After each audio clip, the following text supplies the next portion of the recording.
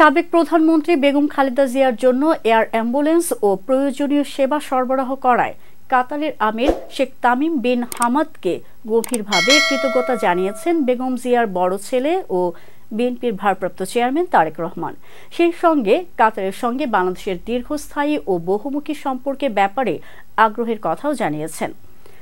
রাতে তার verified Facebook page এবং এক্স হ্যান্ডেলে এক পোস্টে তারেক রহমান বলেন, আমার মা বাংলাদেশের সাবেক প্রধানমন্ত্রী বেগম খালেদা জিয়ার জন্য সদয়ভাবে পরিবহন এবং প্রয়োজনীয় সরঞ্জাম সরবরাহ করায় আমি কাতারের আমির মহামান্য Sheikh Tamim bin Hamad bin Khalifa Al থানির কাছে গভীরভাবে কৃতজ্ঞ।